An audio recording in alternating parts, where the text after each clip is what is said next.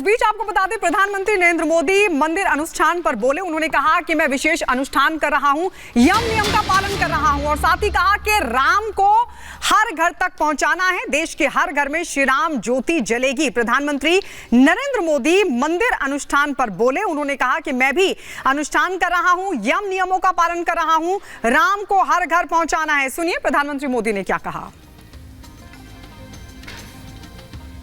प्राण प्रतिष्ठा का आयोजन है। ये कोटि कोटि लोगों के लिए आस्था और भक्ति से भरे पल है।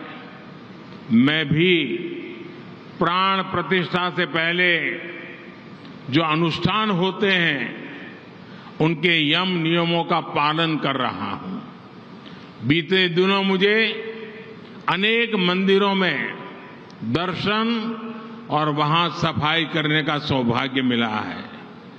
मेरा केरला के आप सभी कार्यकर्ताओं से भी आग्रह है कि आप अपने अपने गांव, शहर, बूथ पर मंदिरों में स्वच्छता अभियान चलाएं। 22 जनवरी को प्राण प्रतिष्ठा अयोध्या में होगी, लेकिन श्री राम ज्योति उस दिन शाम को देश के घर घर में जलेगी, हर मंदिर में जलेगी। केरला तो वो राज्य है जो अपना पूरा 1 महीना रामायण को समर्पित करता है। यहां रामायण मासम मनाया जाता है। केरला में भी पूरे सद्भाव के साथ श्री राम ज्योति जले, ये संदेश आपको अपने क्षेत्र में हर घर में पहुंचाना है और पक्का करना है कि हर घर में शाम को राम ज्योति जले। प्राण प्रतिष्ठा समारोह के यजमान प्रधानमंत्री नरेंद्र मोदी इन दिनों विशेष अनुष्ठान का पालन कर रहे हैं। जी हां, पीएम मोदी यम नियमों का पालन कर रहे हैं। साथ ही आपको बता दें कि सात्विक भोजन का लगातार पालन भी कर रहे हैं, जिसमें मुख्य तौर पर सिर्फ फल ले रहे हैं। और आपको बता दें, पीएम मोदी उन जगहों का दौरा भी कर रहे हैं जहां से प्रभु श्री राम का एक विशेष जुड़ाव और लगाव रहा है। आपको दिखाते हैं पीएम मोदी की इस राम यात्रा पर हमारी एक खास रिपोर्ट।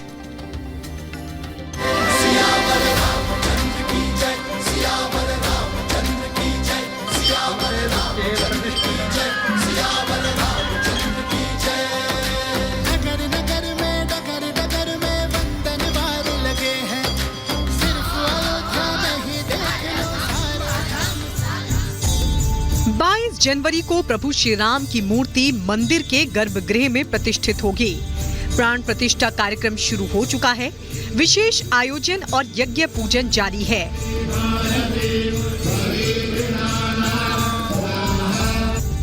प्रधानमंत्री नरेंद्र मोदी भी प्राण प्रतिष्ठा कार्यक्रम का हिस्सा हैं। वो यजमान हैं, लिहाजा वो यम नियम का पालन कर रहे हैं।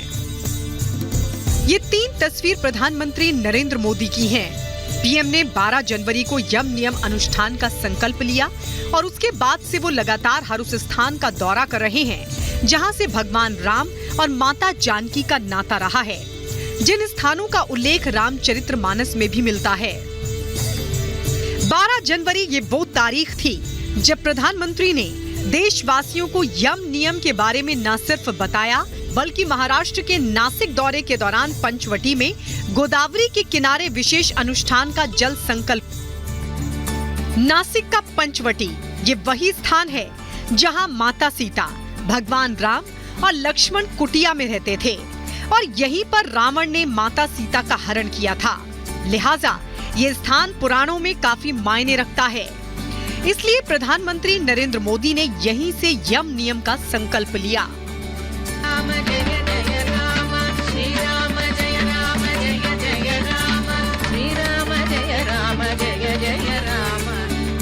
प्रधानमंत्री नरेंद्र मोदी यजमान होने के साथ साथ भगवान राम के बहुत बड़े भक्त भी हैं। राम राज्य के अनुयायी हैं। लिहाजा पीएम मोदी ने आंध्र प्रदेश पहुंचकर लेपाक्षी में 486 साल पुराने वीरभद्र मंदिर में पूजा अर्चना की।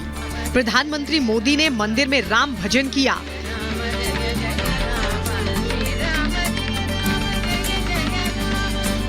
और रंगनाथ रामायण पर आधारित कठपुतलियों की राम कथा भी देखी।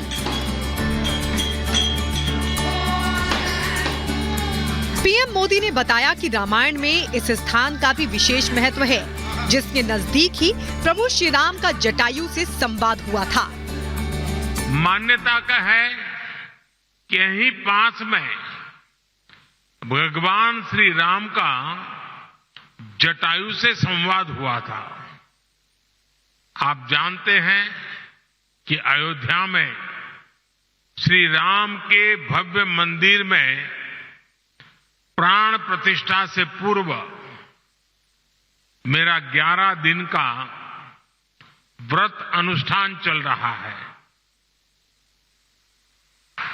ऐसी पुण्य अवधि में यहां ईश्वर से साक्षात आशीर्वाद पाकर मैं धन्य हो गया। पीएम मोदी केरल दौरे के दौरान त्रिशूर पहुंचे, जहां उन्होंने गरुवयूर मंदिर में पूजा अर्चना की।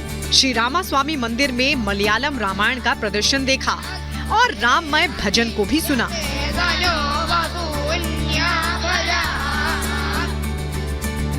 प्रधानमंत्री नरेंद्र मोदी 11 दिन के विशेष अनुष्ठान पर हैं और वो इस दौरान भगवान राम से जुड़े हर उस स्थान का दौरा कर रहे हैं जहां से उन्हें नई ऊर्जा और नई प्रेरणा मिल रही है। ये पीएम की राम यात्रा है। Bureau report, Republic Bharat.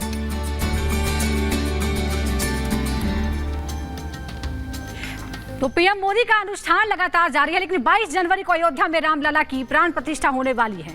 एक तरफ अयोध्या में प्राण प्रतिष्ठा के लिए जोर शोर से तैयारियां जारी हैं, तो वहीं विपक्ष अपने राजनीतिक अवसरवादी अनुष्ठान में जुट गया है। इसी पर एक खास रिपोर्ट आपको दिखाते हैं।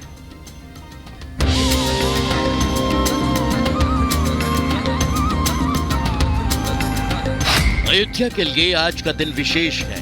आज रामलला का नए मंदिर में गृह प्रवेश है। रामलला के गृह प्रवेश के लिए अयोध्या वासियों के दिलों में भावनाएं हिलोरे मार रही है। जय श्री राम के जयकारों की गूंज है। जन्मभूमि पर रामलला के मंदिर का 500 वर्षों पुराना सपना साकार हो चुका है, लेकिन रामलला के प्राण प्रतिष्ठा कार्यक्रम को लेकर सियासत का सिलसिला भी जारी है।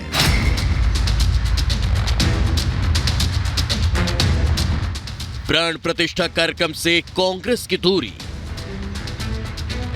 नहीं आएंगे सोनिया, खड़गे और अधीर, नहीं पहुंचेंगे केजरीवाल, ममता, अखिलेश। इंडी गठबंधन के नेताओं ने किया बहिष्कार। तो ये राम मंदिर 22 तारीख का फंक्शन जो है, ये राजनीतिक फंक्शन बन गया है। हिंदू धर्म के जो हमारे लीडर्स हैं, जो अथॉरिटीज हैं, उन्होंने कहा है कि वो नहीं जा पाएंगे क्योंकि ये राजनीतिक फंक्शन बन गया है। आरएसएस ने, बीजेपी ने 22 तारीख को एक चुनावी flavour, election flavour, political flavour दे दिया है। इसीलिए कांग्रेस प्रेसिडेंट ने इनकार किया वहां जाने का। कांग्रेस ने राम के नाम पर राजनीति का आरोप लगाते हुए प्राण प्रतिष्ठा कार्यक्रम से किनारा कर लिया है। कांग्रेस की तर्ज पर विपक्षी इंडी गठबंधन के नेताओं ने निमंत्रण मिलने के बावजूद कार्यक्रम से दूरी बनाने का ऐलान कर दिया। न सिर्फ विपक्षी गठबंधन ने कार्यक्रम से दूरी बनाने का ऐलान किया, बल्कि विपक्ष अपने अवसरवादी राजनीतिक अनुष्ठान में जुट गया है। पश्चिम बंगाल की मुख्यमंत्री ममता बनर्जी ने 22 जनवरी को अयोध्या में प्राण प्रतिष्ठा वाले दिन ही कोलकाता में सद्भावना रैली का ऐलान कर दिया। ममता 22 जनवरी को पहले कालीघाट मंदिर में देवी काली का पूजन करने के बाद कोलकाता के खजरा क्रॉसिंग से सद्भावना रैली की शुरुआत करेंगी। ममता के सद्भावना रैली के अवसरवादी अनुष्ठान पर बीजेपी ने करारा प्रहार किया। केंद्रीय मंत्री अनुराग ठाकुर ने साफ किया कि विपक्षी गठबंधन कितनी भी तुष्टीकरण की राजनीति कर ले, उन्हें आना पड़ेगा प्रभु श्री राम के चरणों में। देखिए, जितनी मर्जी राजनीति कर लें, आना तो प्रभु के चरणों में ही पड़ेगा। श्री राम जी के आगे शीश तो उनको झुकाना ही पड़ेगा, चाहे भगवान राम को जितना भी काल्पनिक बता दें, चाहे जितना भी राम मंदिर का विरोध कर लें, राम सेतु को भी काल्पनिक बता दें और तरह तरह के बयान करके हिंदुओं को अपमानित भी करें, सनातन धर्म को कुचलने की बात भी करें, आना राम जी की शरण में ही पड़ेगा सबको।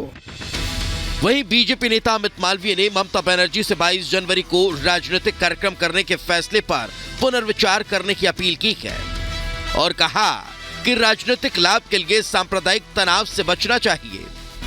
विपक्षी गठबंधन के नेता एक तरफ अपनी सुविधा और इच्छानुसार अयोध्या में रामलला के दर्शन करने की बात कर रहा है, तो वहीं 22 जनवरी को प्राण प्रतिष्ठा कार्यक्रम का निमंत्रण मिलने पर भी उस कार्यक्रम से दूरी बनाने का ऐलान किया है। 22 जनवरी को उद्धव ठाकरे ने नासिक में गोदावरी में पूजा का ऐलान किया। अभी कुछ दिन पहले की प्रधानमंत्री नरेंद्र मोदी ने नासिक में श्री कालाराम मंदिर में पूजन दर्शन किए थे। उद्धव अब प्राण प्रतिष्ठा के दिन गोदावरी पूजन करेंगे, तो वहीं अरविंद केजरीवाल दिल्ली में सुंदरकांड का पाठ करते नजर आए। कांग्रेस और विपक्ष के नेता राम मंदिर को लेकर तरह तरह के बयान दे रहे हैं और अपने अवसरवादी अनुष्ठान में जुटे हैं। बीजेपी विपक्ष के अवसरवादी अनुष्ठान पर सवाल उठा रही है।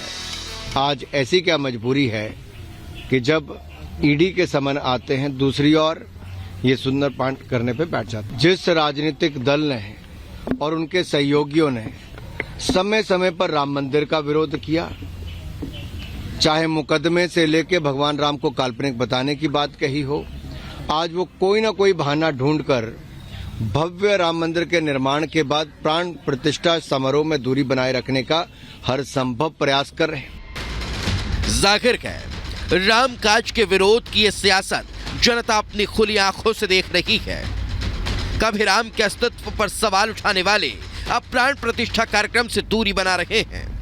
विपक्ष के अवसरवादी अनुष्ठान की पोल जनता के सामने खुल चुकी है।